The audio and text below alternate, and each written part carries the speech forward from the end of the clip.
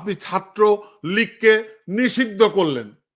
আমি শুরুতে বলছিলাম যে না, রাজনৈতিক দলকে নিষিদ্ধ করার পক্ষে আমি না, কিন্তু এখন মনে হচ্ছে আমি ভুল ছিলাম। আওয়ামী লীগকে নিষিদ্ধ করা ছাড়া আর কোনো রাস্তা নেই। কিন্তু আমি আপনাকে গ্যারান্টি দিয়ে বলতে পারি, এই ইউনূস সাহেব আওয়ামী লীগকে নিষিদ্ধ করবে না, করতে পারবে না। যেমনটি আপনারা জানেন যে বিখ্যাত, যাকে ধরা যায়নি, যে পালিয়ে গেছে, কুখ্যাত তথ্য উপদেষ্টা, তথ্যমন্ত্রী ছিলেন আরাফাত। আরাফাত কি বলে একটু শুনি, এবং আরাফাত কি বলেছে এটা একটু শুনি আমরা।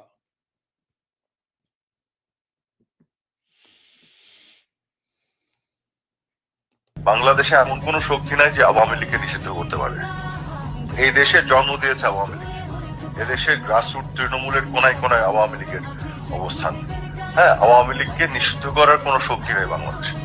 বাংলাদেশে রাজাকার পাকিস্তানি এবং পাকিস্তানি প্রেতার দ্বারা নিষিদ্ধ হবে, আওয়ামী লীগ হবে না। যার যে দেশ জন্ম দেয় তাকে নিষিদ্ধ করা যায় না। আওয়ামী লীগের নেতৃত্ব এখনো বঙ্গবন্ধু কন্যা শেখ হাসিনার হাতে, এবং আওয়ামী লীগের টপ থেকে শুরু করে তৃণমূল গ্রাসরুট পর্যন্ত, মানে 99.99% শতভাগ মানুষ বঙ্গবন্ধু কন্যা নেতৃত্বের প্রতি আস্থাশীল। কি বুঝলেন? এই কুখ্যাত আরাফাতকে আমরা ধরতে পারিনি। এই তত্ত্বাবধায়ক সরকারের প্রধান, এই স্বরাষ্ট্রমন্ত্রী, অপদার্থ স্বরাষ্ট্রমন্ত্রী, হোয়াট এভার ইট ইজ, আমি বহুবার বলেছি, আমি আর বলতে চাই না, আরাফাতকে ধরতে পারিনি। পররাষ্ট্রমন্ত্রী ছিল হচ্ছে আমরা হাসান মাহমুদকে আমরা ধরতে পারিনি।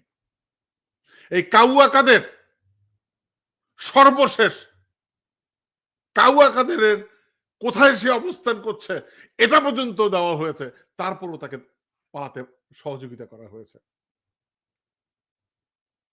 এখন এই বিপ্লবীরা মার খাবে, বিপ্লবীরা তাদের মানে প্রাণের ভয় দৌড়াবে, তার কারণ আমরা কোন আওয়ামী লীগের কোন কুখ্যাত নেতাদেরকে কাউকেই দৌড়ানির উপরে রাখতে পারিনি। আজ থেকে 6 মাস আগে বলেছিলাম যে মাননীয় প্রধান উপদেষ্টা, আপনি এই আওয়ামী লীগের এই কুখ্যাত নেতাদেরকে দৌড়ানির উপর রাখবেন, দৌড়ানির উপর রাখেন। কাউকে আমরা দৌড়ানির উপর রাখতে পারিনি। যেহেতু আওয়ামী লীগের কাউকে দৌড়ানির উপর রাখতে পারি নাই আমরা, এখন ওরাই তো বিপ্লবীদের, যারা বিপ্লব করেছে, যারা উৎখাত করেছে, তাদেরকেই দৌড়ানির উপর রাখবে। এটাই তো বাস্তবতা, এটাই তো সত্য কথা।